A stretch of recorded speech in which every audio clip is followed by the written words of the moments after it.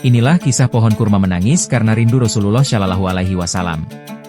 Setelah hijrah ke Madinah, hal pertama yang dilakukan Rasulullah adalah membangun Masjid Nabawi di atas tanah milik dua anak yatim yang beliau beli.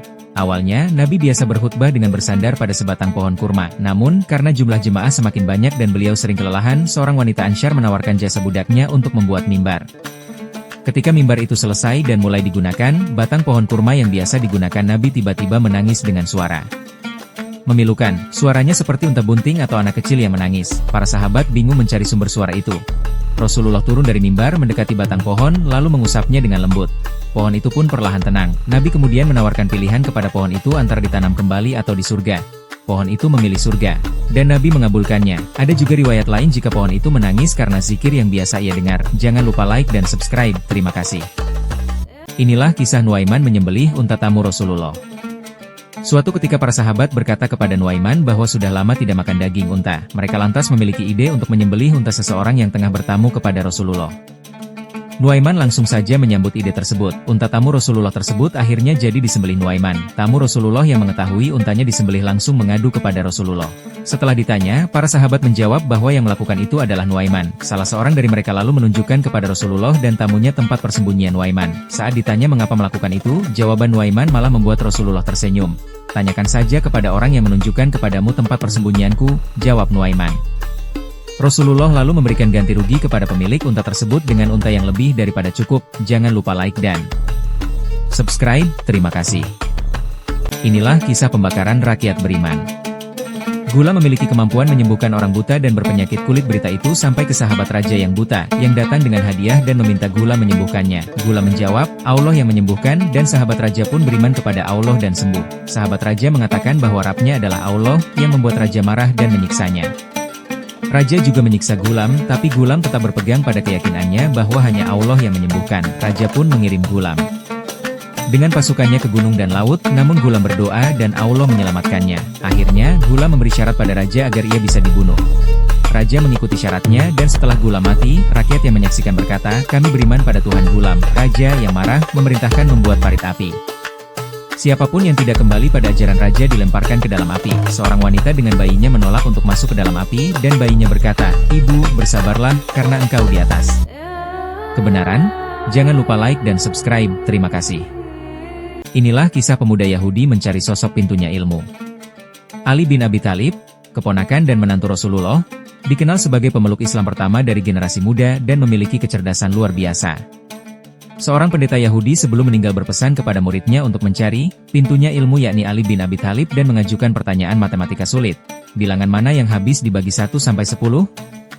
Jika Ali bisa menjawab, murid itu harus mengikutinya. Setelah beberapa waktu, murid pendeta tersebut bertemu Ali dan mengajukan pertanyaan itu.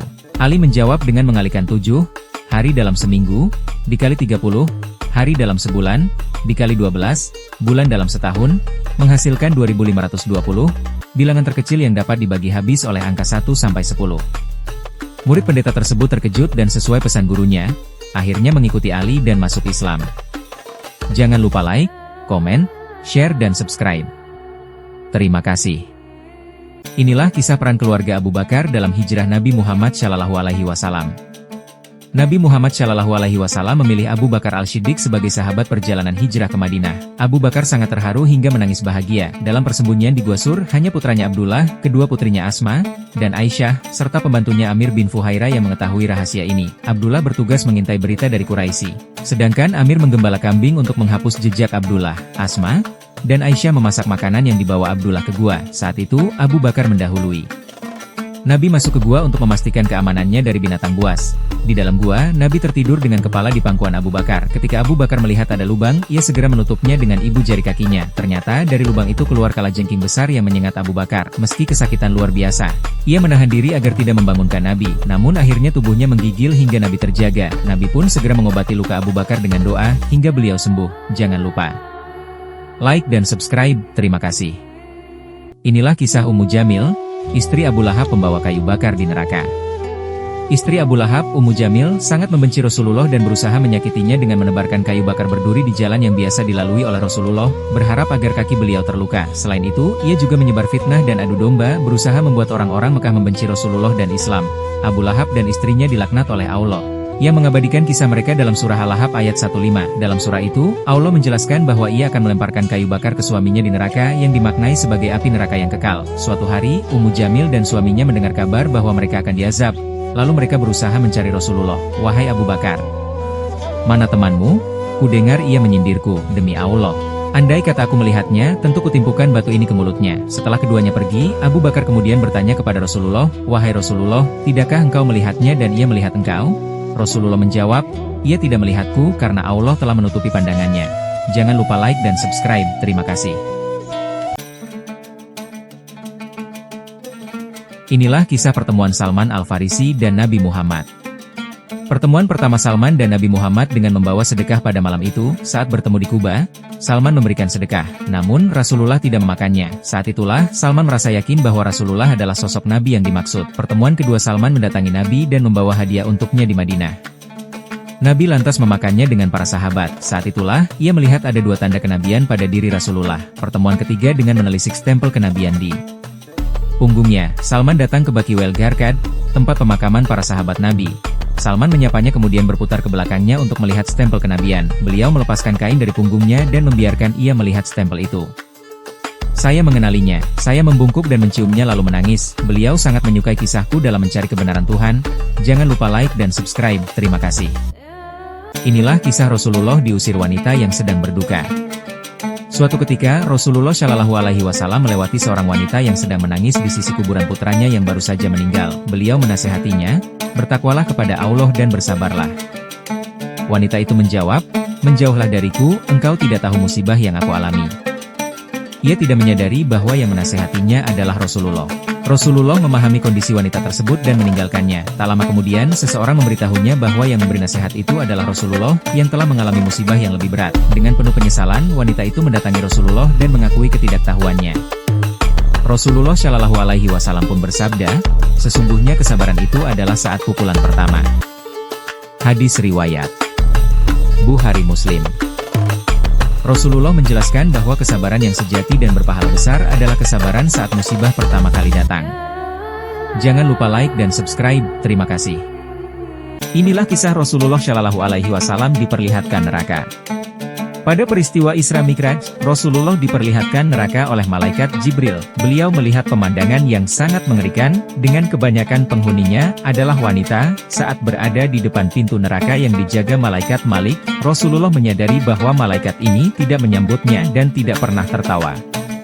Rasulullah kemudian diminta untuk melihat lebih jauh ke dalam neraka. Di sana, ia melihat manusia dengan bibir seperti bibir unta yang memakan api neraka. Mereka adalah orang-orang yang makan harta anak yatim dengan zalim. Selanjutnya, Rasulullah melihat perut besar yang seperti unta, yang merupakan orang-orang yang makan harta riba. Lalu, beliau melihat orang-orang yang memakan daging busuk daripada daging yang baik. Mereka adalah orang-orang yang meninggalkan istri sahnya untuk mencari yang haram. Terakhir, Rasulullah melihat wanita digantung dengan payudaranya. Mereka adalah wanita yang memasukkan lelaki yang bukan anaknya ke rumah suami mereka.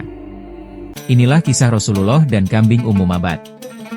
Dalam perjalanan hijrah ke Madinah, Rasulullah Shallallahu Alaihi Wasallam dan Abu Bakar sempat singgah 3 hari di Gua Sur hingga kehabisan bekal.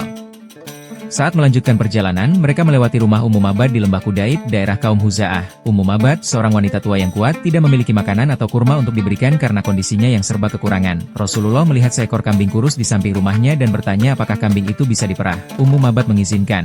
Meski kambing tersebut tampak tidak memiliki susu, Rasulullah kemudian menyebut nama Allah, mengusap puting kambing itu, dan berdoa dengan izin Allah. Kambing tersebut mengeluarkan susu yang sangat banyak hingga memenuhi bejana. Rasulullah minum terlebih dahulu, diikuti para sahabat hingga semuanya kenyang. Setelah itu, kambing diperah lagi dan susu berlimpah itu diberikan kepada Ummu Mabad. Berkat mukjizat ini, mereka dapat melanjutkan perjalanan ke Madinah. Jangan lupa like dan subscribe, terima kasih.